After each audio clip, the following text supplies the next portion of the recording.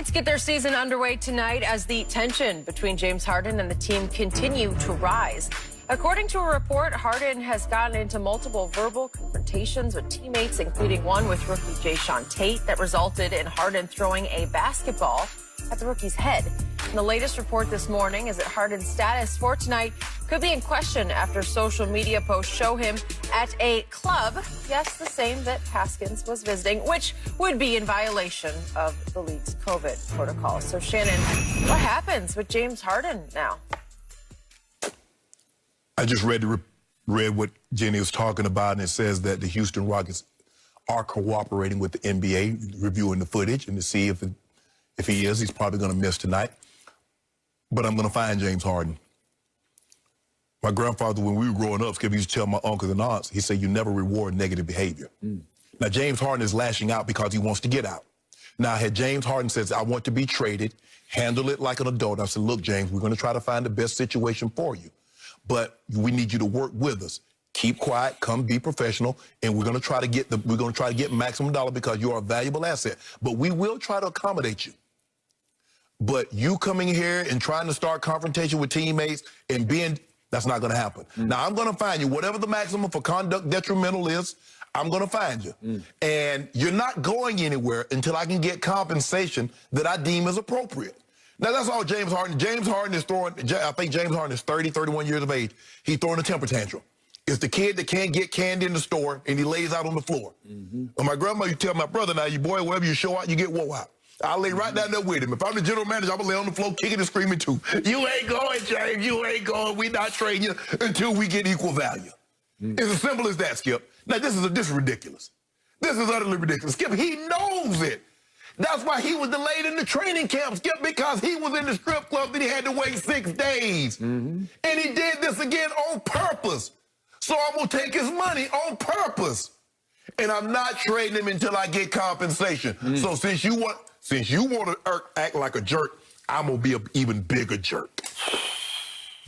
So I hear where you're going. I'm going to go another mile. It's obvious that James Harden is trying to act his way out of Houston. Yes. It's just painfully obvious, childishly obvious. Okay, got that. The problem with the NBA for owners and GMs is that the players have the power much more than they have in your league. Yes. Oh, absolutely. No question. So it's hard to pull this kind of stunt and get away with it, like win with this kind of attitude or MO to get out. Right. You try this in the NFL, you wind up, you go nowhere fast. Skip, you remember when T.A. tried that in Philly? He did. Yep. Andy says, nah, I'm good. I'm just going to send you home. Okay. But precedent got set when New Orleans said, no, we're going to hang on to Anthony Davis. Right. And several of the executives have been quoted since, even the owner's been quoted since, saying that was a mistake. He pouted. It was a sour, sad situation. It was contagious in the locker room. Nobody liked it. We had a miserable year because he was miserable, and it made us miserable. So, to me, I think it's probably time for Houston to do what you would say don't do, but it's time to take 75 cents on the dollar. No, give me 90. 90%? 90. Okay. 85. Somewhere in there. Okay, I got you. Because I know you're not getting a James Harden superstar back in return. Now it's desperation time. I thought they were going to try to get this done before opening night. Now, for James, opening night could get pushed back a while, so maybe they got a little moratorium here. Maybe they got a little leeway here, a little lead time to get this done. Obviously, all the reports say Sixers still interested, Boston interested, Toronto interested, maybe even Denver interested in the West. But clearly, after what we saw from the Nets last night, they look like nuclear superpower. That all of a sudden, it's time for Boston, Sixers, Toronto to up the ante. But wouldn't you want to see what your roster looked like before in the regular season game before you added James Harden? Because Brooklyn was thinking we might need James, and after opening night, no, we don't need James. Wouldn't you want to look at your roster like 1 or 2 games? Unless you know Houston is over the proverbial barrel right now, and that you could steal James Harden.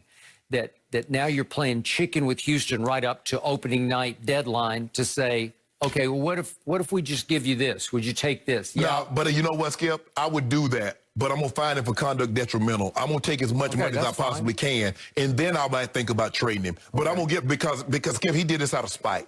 This was not a situation where it was an accident, because you did it before training camp, and you had to have 6 straight, he missed 6 days because you have to have 6 straight tests. But he did it again, and he did it on purpose. He did? So, no, I'm going to fine you for conduct detrimental. James, that's a lot of money. I don't know how many game checks, but I'm going to get a couple of them. And then I'm going to ask around, and I'm going to keep him another week just cause. Because the difference was, although AD might have been pouting, AD wasn't throwing balls at people's head.